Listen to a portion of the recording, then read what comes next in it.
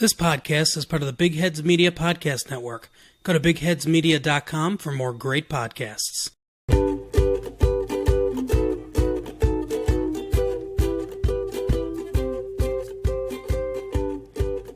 Hey guys, SCHLEMIEL, SCHLEMAZEL.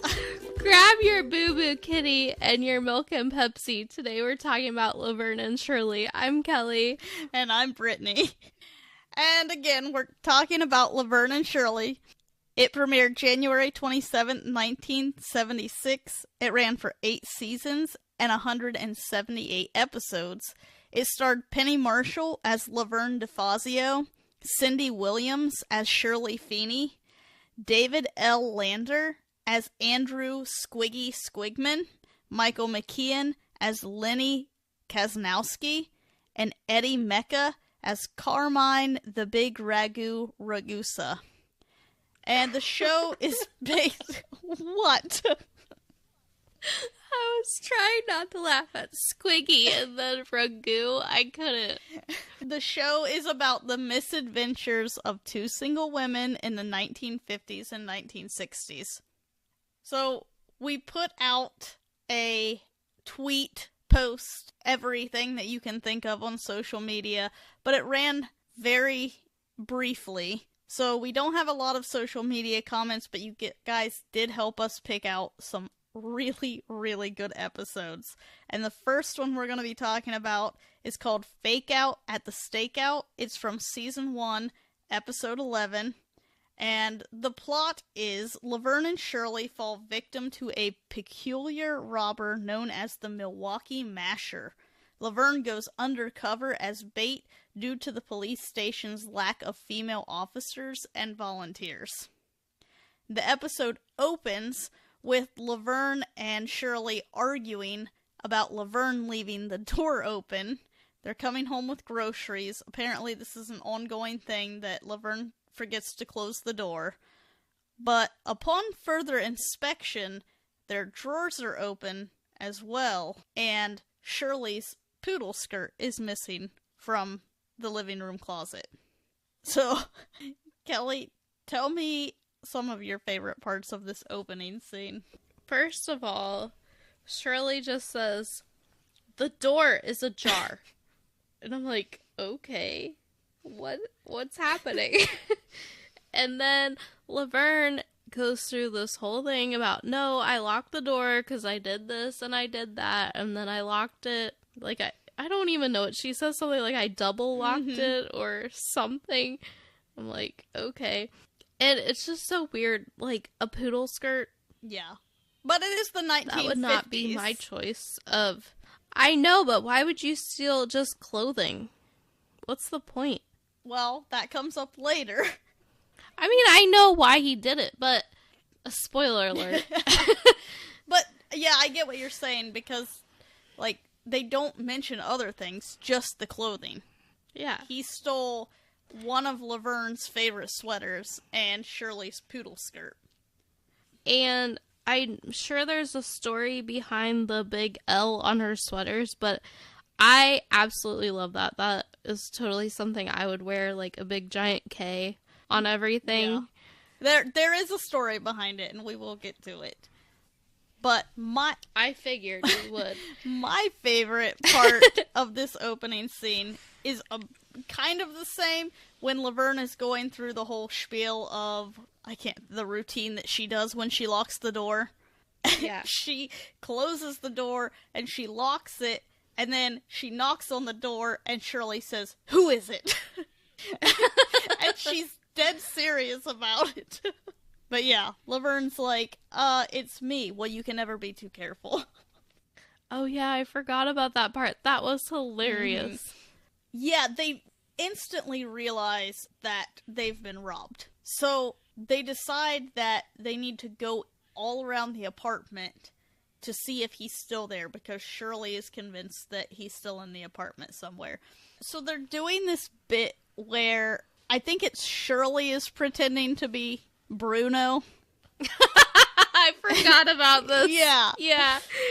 Laverne is saying how big and strong Bruno is, and Shirley is doing this really deep voice, and then Laverne's saying how she's gonna get raw meat for his dog and everything because they're really trying to scare this intruder. They get into the bedroom. They both have bats. Laverne opens the closet door and Shirley screams the funniest scream I've ever heard in my life. And then they just start smacking the clothes with the bats. Yeah. So then they decide to look under the bed. Laverne is the one that looks under the bed, and she screams because she finds Boo Boo Kitty and she thought it was a dead body. Yeah, that looks nothing like a dead body. No. But Shirley is glad that Boo Boo Kitty is safe.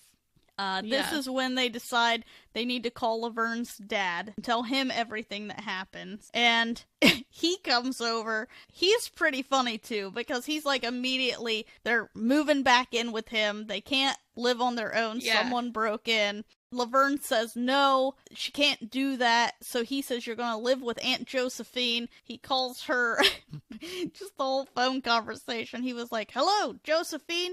Yeah, Laverne almost got killed tonight. It's like she wasn't even in the apartment. She's like, I have to call you back. Yeah, she'll call him back in 10 minutes. And then Shirley's like, do you think your aunt will like me? Yeah, she's ready to move. Of course, Lenny and Squiggy come down to see what's going on. Okay, so when they walked in, I was just thinking, who are these two nerds? Like, where did they come from? Who are they? What are they doing? Yeah, Lenny and Squiggy are definitely one of the best parts of the show. Obviously, Laverne and Shirley, like, you can't do without their friendship, but their dynamic with Lenny and Squiggy is pretty good. Yeah, it's hilarious. Lenny and Squiggy decide that they're gonna play detective and they're gonna figure out who broke into their apartment. But obviously, Laverne and Shirley, they don't think that this... They're not putting their trust into Lenny and Squiggy, so they call the police department. This police officer comes down and he informs them that it looks like they have been hit by this burglar that they're calling the Milwaukee Masher, and what this guy does is he breaks into homes, he steals women's clothing to dress as a woman to snatch purses in the middle of the night at the park. This is like the weirdest, like, MO I've ever heard of. Yeah. I mean, I've heard some pretty strange things, much stranger than this, but we're talking about the 1950s, this is weird. Okay, like, it's not the weirdest thing, but it's so, like, I mean, obviously it's a crime, but it seems like a very innocent crime, kind of. Yeah, you know what I mean? Because my thought process is you could make more money stealing things out of people's homes when they're not there, Right. as opposed to snatching their purses in the park. And why are you stealing people's clothes to dress like a woman to go to the park? Just go to Goodwill. Yeah. Spend $5 on, okay, at this time, spend 50 cents on a dress and then go to the park and steal purses. Plus, why do you have to be dressed like a woman to steal a purse? Yeah. I guess so that you're less Intimidating. conspicuous. Yeah. I don't know. But in his defense, he wouldn't have found that L sweater at Goodwill. Probably not. No. But anyway, the police officer is talking about how, like, there's this whole flirting between he and Laverne, back and forth. She's making jokes, and he makes the comment that, you know, a lot of victims don't really have a sense of humor about things, and she does. You can tell that she likes the guy. Mm-hmm. He basically says they can't catch the guy because in order to catch him, they need to go undercover, and there are no females on the force, and there are no females that want to volunteer to do it, and Laverne basically jumps up and says that she'll do it. Shirley thinks that she is absolutely crazy. Yeah, she's like Katniss Everdeen. Yeah, basically. She's just like, I volunteer as tribute. I mean, we've all done stupid things for love, I suppose. Yeah, I moved to the middle of nowhere. Same. But I wouldn't have met you. That's true. So. Yeah, Kelly and I said as we were watching this that this show is basically She and I if we were single and younger. Yeah. Well, and, you know, in the 50s. Right. I could totally see. I would definitely be Laverne because I would wear those sweaters. Yep. And I would be Shirley because I'm kind of neurotic. Yeah, and I kind of am like Laverne where I would lose my head if it wasn't attached. Yeah. But anyway, so Laverne decides that she's going to volunteer to basically be bait in the park at night. Shirley and Laverne have this argument because Shirley doesn't want her to do it, and it eventually leads to Laverne storming out and Shirley deciding that she has to go with her. Because, you know, that's her best friend. She can't leave her out there on her own. Right. I like when Laverne comes, like, it's like she volunteered not really realizing what she was doing, and then she's like, I'm gonna be alone in the park at night, alone. Yeah, her head, or I guess I should say her heart definitely got to her a little bit on this one. Yeah. But we cut to Laverne and Shirley in the park. They're sitting on the same bench, huddled up close to one another, and they're talking about basically how stupid it is that they're out there. And the bush behind them starts to shake. And they start screaming. They're like the worst bait I've ever seen. Yeah. They're also singing. Oh yeah, I forgot about that. In the still of the night. Yeah. So the officer comes out and he's like, what are you doing? And they said, we're singing in the still of the night. Don't you like it? And he's like, no. Stop. You gotta stop. He tells Laverne that she needs to sit on a separate bench so that they're not together and act like they don't know each other. They're bad at that too, by the way, because they keep having this conversation back and forth about all of the stupid things that each of them has done for a guy in the past. Laverne learned all of these batting averages of baseball players, and I can't remember what it was that Shirley did, but it was pretty funny. But Shirley talks Laverne out of being bait. So they call the officers out and they tell them, you know, we changed our mind. We don't really feel like this is safe for us. We don't want to be out here. And so he says, I understand. It's fine. They call the whole thing off and the officers decide they're going to go get free hot dogs, which if I was a police officer, that's probably the first thing I would do too. Yeah, same.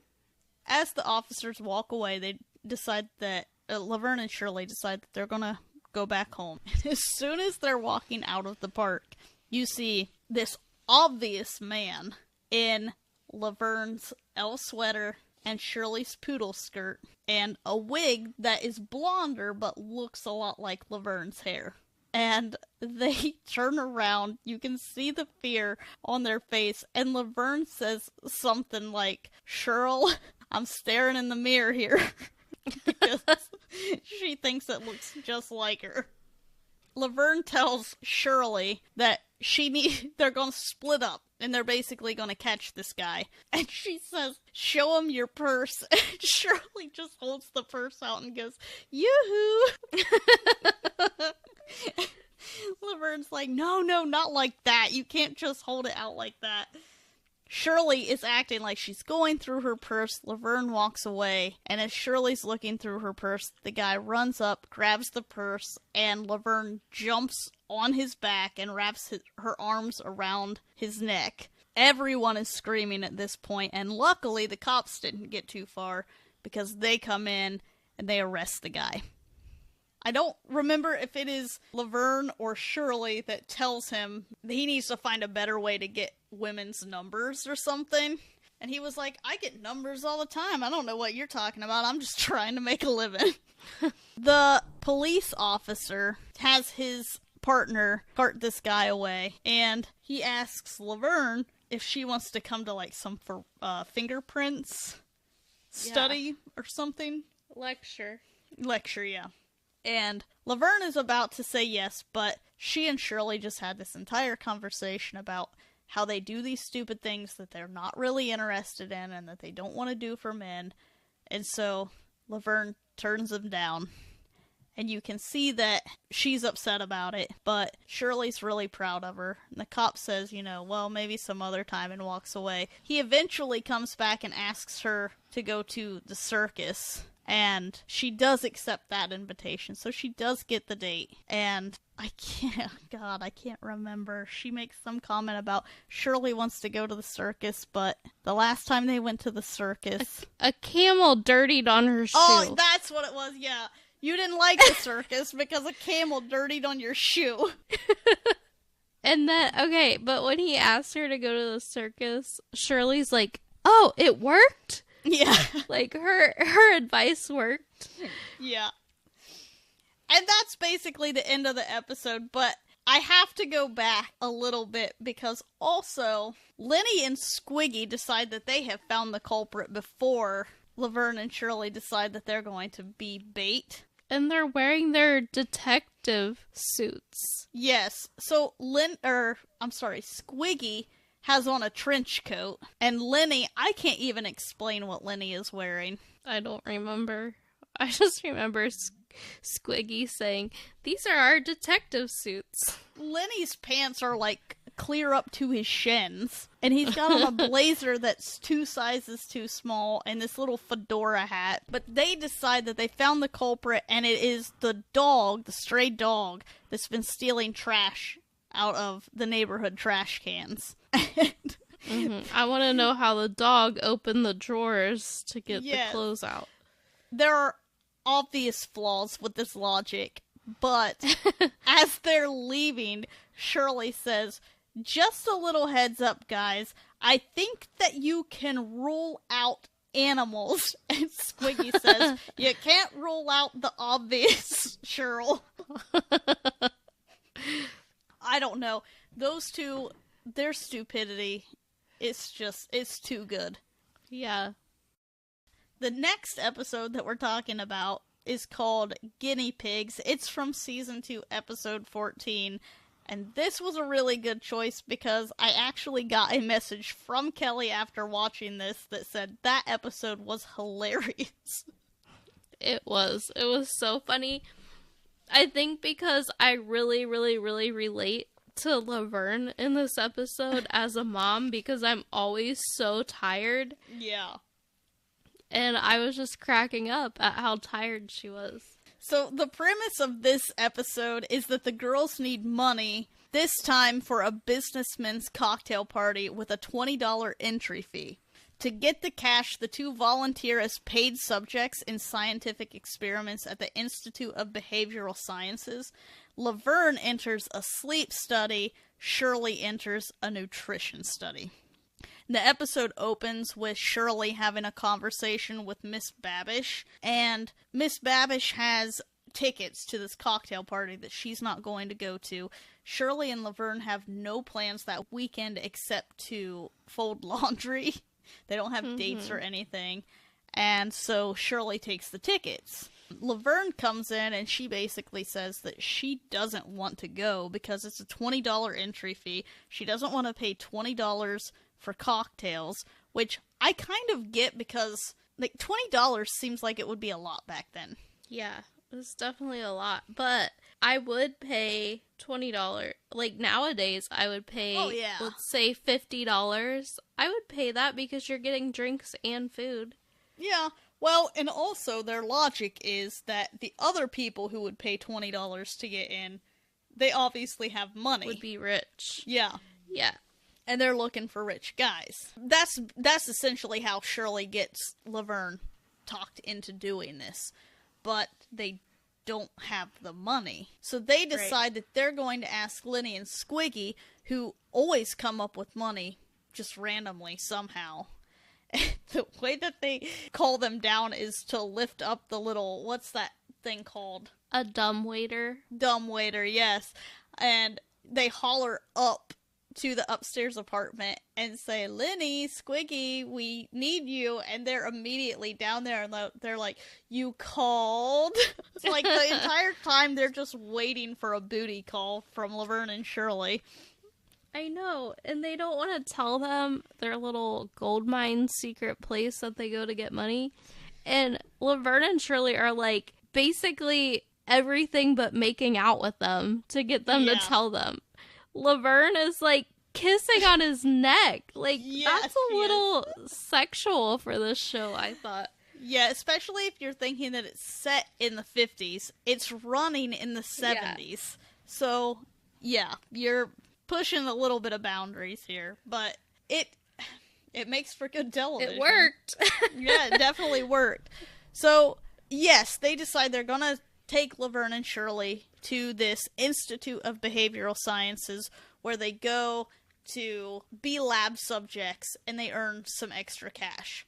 And when they get there, the woman at the front desk immediately, she notices Lenny and Squiggy. And she's in love with these guys. I mean, not in, like, an actual love way, but almost like a mother with her sons. And yeah, it's just cute. But she goes through this whole list of things that they can do, including electroshock therapy. And the two that sound the best is this sleep study and this nutritional study. They wanted to go together, but there was only one spot open in each. So Laverne chooses the sleep study. Shirley chooses the nutritional study. Lenny and Squiggy think that they're crazy because those are boring. They should have done electroshock therapy. Yeah. What they find out fairly quickly is that this is not a walk in the park. Shirley's study is basically she can eat nothing but dirt for 48 hours. And when I say dirt, I don't mean it's just dirt on a plate, but it's dirt-based foods. Like, some things look like cheese poofs, but it's basically made out of dirt. There's mud that is supposed to look like oatmeal. And even the napkins and the brochures are edible. Yeah. Laverne finds out that she is going to have to stay awake for 48 hours, except for 80 minutes that are just split up randomly within those 48 hours. She ate that one thing, and she asked that guy for his napkin to spit it out, and he said, I ate it. I ate it. Yeah, so what they also find out is that this study ends, what is it, like half an hour or an hour before the party? So yeah, Laverne is going to have no time to catch up on any amount of sleep. And Shirley's going to be starving. But they decide that they're going to have Lenny and Squiggy bring their dresses, bring a truck, pick them up. They're going to get dressed in the back of the truck, which is the Shots beer truck that Lenny and Squiggy, they deliver the beer. And they're going to get dressed in the back of that truck while they're on their way to the party. And Laverne is saying how she's gonna have bags under her eyes all the way down, like, to her chin. And Shirley's like, just put on this makeup and you'll be fine. And then after she leaves the room, Shirley's like, she's gonna look like a dog. Yeah. She calls it her pancake makeup. Yeah, I loved that too. But they go through with it, and like you said, Shirley is having a really hard time. She is in the study with, I think the actor's name is Harry Shearer, and he does a lot of, like, bit roles around this time. He's a very funny guy, and he's just eating the stuff up. It's very strange, but I guess to each their own. And Shirley just cannot stomach it. Like, there's these things that look like meatballs. I guess they're just dirt balls. Yeah. And I think that that's what she tries. And that's when she asks for the napkin. And yeah, he ate his napkin, so there's nothing left. There's just something wrong with this guy. Laverne is in a room with all men, and they're playing cards and talking, and every time that they about fall asleep, an alarm goes off, and it wakes them up. And it's the loudest. I don't even know. It would drive me crazy. The printer at work that beeps behind me about makes me go nuts. I couldn't imagine this alarm. That printer. It sounds like a microwave. You know what I said? And you might have been back there when I said it, but sometimes I feel like what I'm experiencing is actually like part of a dream, like I'm in a coma, and the beeping is actually like my heart monitor or something. And every time that printer goes off, I'm coding. Oh my gosh. It gives me anxiety. Hey, I watch a lot of TV, and that is how they say it happens. Sounds like you've been watching too much ER. I just, I would hope if that were true that my dream state would not be at work. Yeah. But who knows? So the alarm goes off every time they're about to fall asleep, but the guy comes in and he's like, okay guys, good news. This is the first round of sleep. And so they're like standing there waiting for him to say go, and they're just gonna jump in these beds. He says go, and that's exactly what happens. He calls it a packet of sleep. Yeah. And I'm not kidding you, like, they look like Michael Phelps at the Olympics, getting ready to jump into the pool. Yep. They just dive into bed, he turns off the light. It's like, what, 5 seconds? Yeah, but I think it was 40 minutes. Oh, okay. Well, anyway, the light comes back on, and he's like, okay, it's time to get up. Laverne's like, what, already? I didn't even have time to dream. And then the creep next to her is, like, Googling at her and is like, oh, I did. Yeah. It's like, you creep. Yeah, that was really creepy. At the end of the study, like, they say that it's the end of the study, Laverne just collapses into the floor. Finally, she can sleep. Lenny and Squiggy come running in, like they're knights in shining armor, and they're like, come on, Laverne, come on, we got your dress, it's time to go. They're picking her up, and they're dropping her. It's some of the best physical comedy. It's not quite I Love Lucy level, but it's pretty close. Yeah, and she's, like, so confused because she's so sleep deprived. She's just like, yeah, you can borrow my dress. It's fine. Yeah. So, they get Shirley, and they get in the back of the truck. They're getting dressed. Of course, Lenny and Squiggy are trying to peek into the back of the truck, and Laverne and Shirley are screaming at them to stop. They get into the truck. They drive off. They're on their way to the cocktail party. They get there. They actually look pretty good. But... yeah. Laverne can't even stand on her own. To the point that the security at this cocktail party comes up and says no drunks are allowed, because that's basically what she looks like. She is falling all over Shirley, and the only thing that Shirley can think to convince people that she's not drunk or asleep is to prop her up against the wall. I'm not sure why she thinks this is a good idea. Like, if you're not able to stand, you're not able to hold yourself. And then she, like, gets that guy to hold her up. Yeah, she calls this guy over and puts his hand basically on her chest. It's just like, here, Charles, I think that's the guy's name. Yeah, Charles. You talk to Laverne for a while, and he's just like, he even looks at his hand on her chest like, okay. All Shirley wants is a bite to eat. Yes. And there's a few things that happen here, because she also puts Laverne into a chair. And she's like, no, Laverne, you have to cross your legs and be a lady. So she crosses her legs for her. Laverne's legs somehow uncross, and then she just does a flip into the center of the floor. That was hilarious. That was my favorite part. And while she's doing a somersault, Shirley is eating a cracker off of the floor. Off of the floor, yes, because she's starving. she can't get to the buffet because there are too many people gathered around the buffet. And someone drops this cracker onto the floor. She just pounces on it, and everyone turns and just stares like, okay.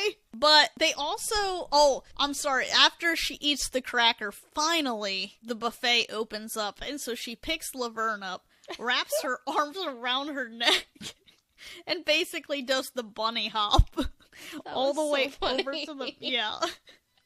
Because you have to imagine Shirley, like, she's pretty small. And then Laverne is very tall. And it was just... like I said, physical comedy at its best. She gets over to the buffet, and as soon as she gets there, she's just shoveling shit into her mouth. And Laverne face plants into the chicken liver pate. Yeah, it's pretty bad. And Shirley doesn't even do anything about it. She's just like, oh, well, she's gonna drown in chicken liver. So, oh my gosh. It cuts away. And when it cuts back, you see Shirley sitting in a chair next to the buffet. She's still eating. The security guard is actually being really sweet to her, because everyone has left. And he's like, okay, ladies, the party's over. And she was like, thank you so much. You've been a doll. And he's like, okay, so he leaves. Shirley's still eating, and she lifts up the tablecloth, and she's like, Laverne, it's time to go. The party's over. So Laverne has been sleeping with chicken liver all over her face under the table. And she comes out, and she was like, oh, it's time to go already. Shirley's like, yeah, come on. And so they're getting ready to walk away, and Laverne just says, oh, wait, I forgot something. And she lifts up the tablecloth and says, come on, Charles. So Charles has been under the table with her, cuddling with chicken all over her face, which is pretty sweet. That's a guy you need to keep. Yeah, and Shirley has, like, a huge bag of to-go snacks. Yes, that's not an overstatement. That is true. It is probably the size of her torso. This white bag full of goodies. So, yeah, that was pretty much, I think that was that episode. My favorite line from that episode is when they get the invitation from that lady. I can't think of her name. Babish. Yeah, Mrs. Babish. And Laverne's like, you didn't read this part. And Shirley's like, RSVP? That's French for respond as soon as possible. And Laverne says, no, this part, $20 a person. That's English for we're not going. Yeah. Guess what? No language barrier there, huh? Yeah, not at all. Oh. But yeah, these episodes were really, really good picks. We appreciate this considering last episode, you guys had us curled up in our beds crying. Oh, yeah. And not good tears. No. The one thing I'm disappointed is that this show is not on any streaming service that I know of. Yes, we had to watch this on YouTube, which we do not like doing. We like to actually pay for these services, even though this is a free podcast and we're not making any money. Like, we do appreciate the amount of time and effort that goes into producing anything like this, so we try to avoid YouTube or anything that could be seen as fishy at all costs. But we found it, so I guess that's all that matters. I'm just saying, like, I would watch this show regularly if it was on something. Yeah, I know it used to be on Hulu, but they took it off. Probably just, they're trying to cycle stuff out to keep things it'll probably fresh. come back around. For all the latest NASCAR content, including driver interviews, race recaps, fantasy NASCAR, listener call-ins, and giveaways, tune in weekly to the Lap Traffic Podcast on iTunes or your favorite hosting site, on the web, thelaptrafficpodcast.com, and on Twitter, @LapTrafficPC. Don't get caught chasing the lucky dog. Tune in each and every week to the Lap Traffic Podcast. So, are we ready for random facts? Yeah, I want to know about this sweater. Okay, we'll get there. The first thing that I have is that an unproduced script was repurposed for an episode of Happy Days. Huh. So Laverne and Shirley is basically a spinoff from Happy Days. Oh, okay. That makes sense. Yeah, the idea was there was a show that was in the works that didn't really get picked up, and they decided to use that premise to kind of do an episode of Happy Days. And the result was an episode called A Date with Fonzie, which the Fonz summons two quote-unquote loose girls from his little black book to go on a double date, and the two loose girls were Penny Marshall and Cindy Williams, or Laverne and Shirley. And he was supposed to go on a date with Richie, who was Opie, Ron Howard. They also co-starred with Ron Howard in American Graffiti. I don't know if you know that. Penny Marshall and Cindy Williams did. Basically everyone's in that movie. It's I can't even explain it. It's just a movie with literally everybody from this time period in it. Okay. But that's where they were christened, Laverne DeFazio and Shirley Feeney, and they were an immediate hit with the audience. When they made the show, though, they kind of re-virginized them, in a sense. Because, yeah, they didn't want a show about loose girls. The opening SCHLEMIEL SCHLEMAZEL chant, which Kelly cannot say. I can say it now. Yeah, you did pretty good at the very beginning. As long as I look at my cheat sheet. You said SCHLEMAZEL top. Anyway, the opening SCHLEMIEL SCHLEMAZEL chant came from Penny's childhood. Penny Marshall has no recollection of where it originally came from. She only knows that it was something she and her sister Ronnie used to chant during their 7-block walk to school in the mornings when they were kids. That's funny. Yeah, I get that, though, because sometimes someone will be like, yeah, do you know this song? And I'm like, no. And Yeah, then they'll I have sing a lot it. of those little nursery rhyme doodads that make no sense. Like, pickle in the middle and you can't jump Josie I don't know that one. to the Ohio. It's just pickle in the middle and you can't jump Josie. That's it. Yeah, I don't know. That's new to me. But, I mean, there are a lot of things that someone will say, yeah, you know that. No, I don't. And then they'll start singing it. And you just have this faint memory somewhere locked away that, oh yeah, I do remember that. Lenny and Squiggy's original act was not family friendly.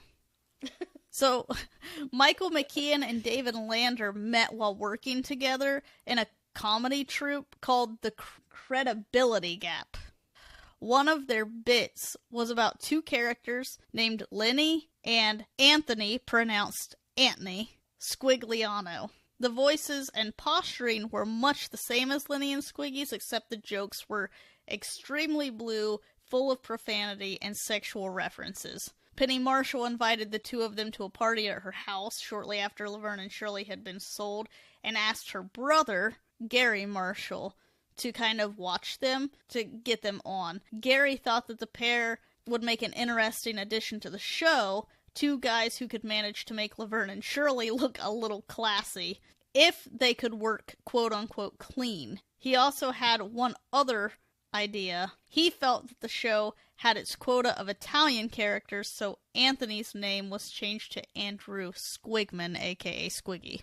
You can definitely see in their act, though, where it could be a dirty act. Yeah. Because I think that it's somewhat borderline sometimes. Like you said, like Laverne was kissing on their necks and everything else.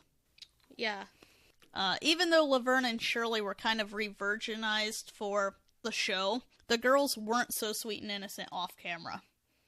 Gary Marshall frequently brought his children to visit the stage of Happy Days being filmed, but he forbade them from venturing over to the Laverne and Shirley territory. The Happy Days cast and staff were almost as wholesome in real life as they appeared on screen, but Laverne and Shirley actors' off-camera dialogue was peppered with foul language and unsuitable for tender young ears. Script and temper tantrums were thrown, production was delayed. Cindy Williams' manager stood off stage timing the laughs and protested whenever Penny Marshall's lines got bigger laughs. The series had debuted at number 1 and stayed near the top of the Nielsen ratings for the first 4 seasons. Years later, cast members admitted that such sudden success went to a lot of heads, and that a lot of the dissension behind the scenes was ego-related. Which I can get that. I mean, you go from basically nobody to an overnight star, and you start to feel like, okay, I'm the star of the show. Mm-hmm. So, here we go, Kelly. Laverne's L monogram was Penny Marshall's idea. When any new show is just getting started, certain facts like the characters' names, their professions, and where they live have to be repeated a bit until the audience gets familiar with them.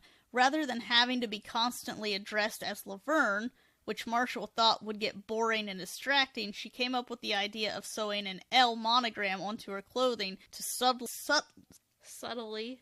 Thank you. Remind the audience which character she played. If after I drink so much, I'm telling you, some words just are not going to happen.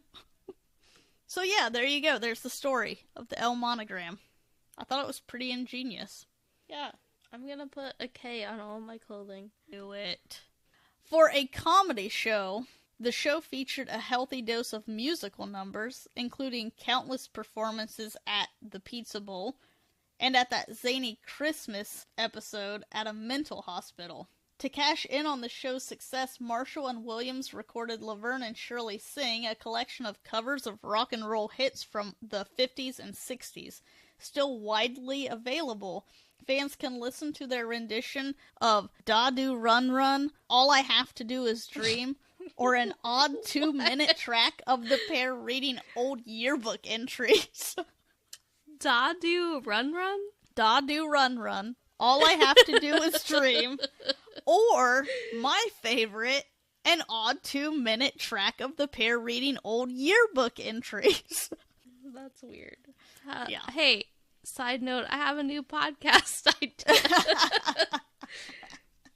It could work. By season 8, the show should have just been called Laverne, because Cindy Williams, married to singer Bill Hudson in 1982, soon became pregnant with their first child. Even as her pregnancy progressed, however, she was still working 14-hour days and eventually had to have a hospital bed provided on the set so that she could lie down in between takes, which, damn woman, like, good for you. Yeah. When the producers refused to reduce her workload and even had her scheduled to tape on her due date, Williams left the show, which, again, good for you. Put yourself and your baby first. Paramount released her from her contract, and Marshall pressed on alone, with Williams' salary added on top of her own to compensate for her expanded role. I'm glad they at least did that for her. But after Williams left the show, tensions between the two stars remained high for years. According to Marshall, and this is a quote, "We were not estranged during the show, but then she got married. I was very happy. She was having a baby, but Bill Hudson, her then husband, was a pain in the ass. He wanted to be a producer, so that's what happened." End quote. But while life tore them apart, it was Ariana Grande who brought them back together. What? Yeah. Last November, which I don't know when this article was published, which Penny Marshall passed away, so it had to have been last year, a couple years ago. Last November, the two appeared on a Nickelodeon show called Sam and Cat, starring Jeanette McCurdy and Ariana Grande. It was the first time in 30 years that Marshall and Williams appeared together in a scripted TV show. Reunited, the two became friends again in real life. Well, at least they became friends before she died. The good news is we're both already married and have kids, so we're not going to become estranged. That's true. Speaking of the passing of Penny Marshall, I want to have a short memory of her. Obviously, Laverne Shirley is my favorite role that Penny Marshall has been in. But another one of my favorites is in Hocus Pocus. She technically plays her brother's wife, but she's very funny in the role. And every time I watch that movie, she cracks me up. She's got that little dog that's dressed as the devil that chases the witches out of the house. Do you remember that part? No, I haven't seen it in so long. Oh my god, you've got to watch it this year. You're coming over and we're watching it. Okay. And the other thing that I want to say about her was she also had a very big part in the making of A League of Their Own. Oh, I love that movie. Yeah, so she and Gary both. I think Gary had a bigger role, but yeah, Penny Marshall. She was talented both on screen and off, and she will be missed. The last little bit that I have is the final episode was a backdoor pilot for a Carmine spinoff. So, The Big Ragu. Did it happen? Not that I know of. It says Eddie Mecca had been a successful Broadway performer when he moved to Hollywood to try his hand at television. Since his background was in musical theater, his Carmine character was given the occasional song and dance number on the show. The series finale, Here Today, Hair Tomorrow, featured the Big Ragu, frustrated and getting nowhere with his career as an entertainer in Los Angeles and venturing to New York to audition for the musical Hair. Once in the Big Apple, he takes an apartment with a group of aspiring actors where wacky hijinks would certainly have ensued had the show been picked up as a series. So no. Spin-offs never work. No. Rarely. Very, very rarely. There's some exceptions to the rule. But that's all I have. So we had a couple of social media comments. Some of them, one of them was from my dad, but he didn't quite understand. We posted something on Facebook about this episode, and also we're going to be recording How I Met Your Mother after this one, and he apparently thought we were comparing the two shows, so there was a little bit of misunderstanding, and like I said, we didn't get... This was kind of last minute. Our issue scheduling the MASH episode has kind of thrown a wrench in some things, but the good news is the reason that episode has been put on the back burner is because our friend Jake is having a baby. Aww. I said that like I was surprised.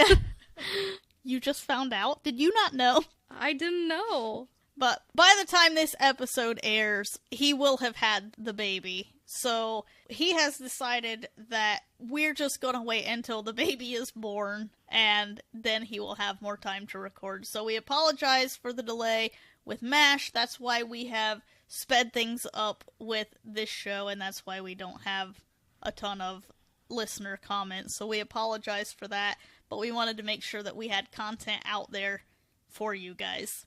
So Kelly, do you want to read what you have? Yeah. How I Met Your Friends podcast sent us a gif of Laverne and Shirley saying hello. It's actually Lenny and Squiggy. Oh.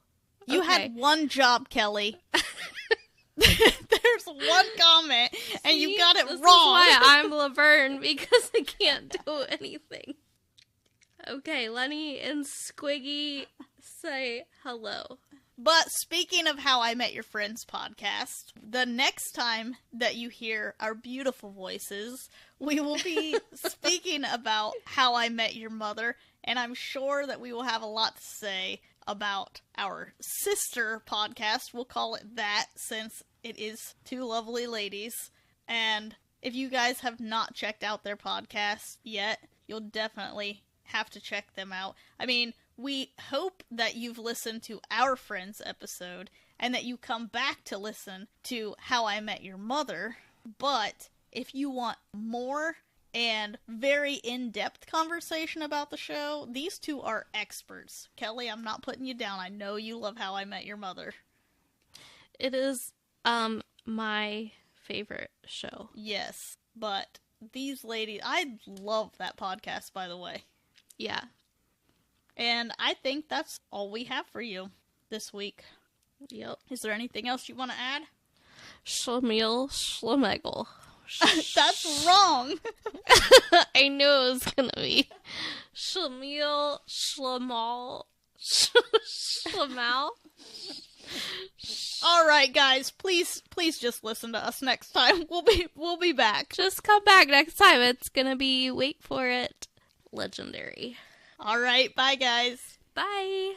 To interact with us and have your responses read on the show, follow us on Facebook and Twitter at the Faves of Our L1, and join us on Patreon for bonus content and special merchandise at patreon.com/thefavesofoural1. That's the Faves of Our L and the number 1. You can also email us at thefavesofourlives@gmail.com.